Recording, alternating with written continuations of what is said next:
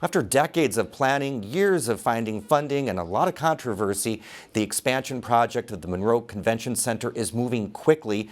The project is now in the final design phase, and construction is scheduled to begin in June. The downtown Bloomington Convention Center sits 2 blocks from the county courthouse. Officials say it's booked, turning away groups, exhibitors, and conferences every year. Convention Center Executive Director Talisha Kopic says the expansion will allow for new types of events from pickleball to fencing. There are people that are very interested in using that space, and we've been in contact with them that were saying it's starting to happen. And I used to have one teacher that would call every 4 years and ask if we've expanded yet. The county purchased land across the street from the current center in 2010, anticipating the expansion. It took 7 years for the county council to vote on a 1% food and beverage tax increase to fund the project.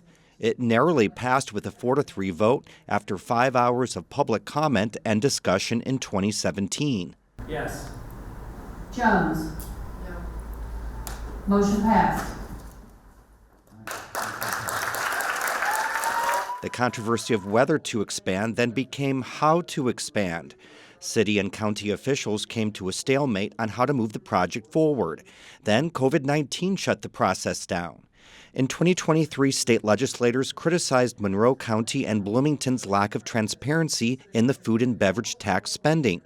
The Capital Improvement Board was formed more than a year ago, and since then, President John Weikart says the project has been moving quickly. I continue to say that for government work, it's moving at warp speed. So, it's been great. Architects presented updated renderings and floor plans at a recent CIB meeting. The refinements help get the project within budget. The more than $52 million cost estimate includes the expansion and renovation of the current building. The expansion amounts to about 61,000 square feet, a few thousand square feet larger than a football field. The existing convention center is 40,000 square feet. And Dora Hospitality was chosen as the companion hotel developer. Dora is looking at the Bunger and Robertson property north of the existing center. Their proposal includes a 5,000 square foot ballroom, outdoor activity space off the Beeline Trail, a full-service restaurant, rooftop bar, retail space, and a level of below-grade parking. But will that be enough parking? Weikart reminded everyone during a recent meeting the CIB is not charged with parking. I'm surprised that it hasn't come up more often. It's certainly something that we think about all the time.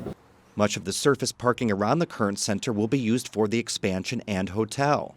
The main ballroom could seat around 2,000 people for dinner, and the current center could host another 800 people with the proposed 210-room hotel across the street.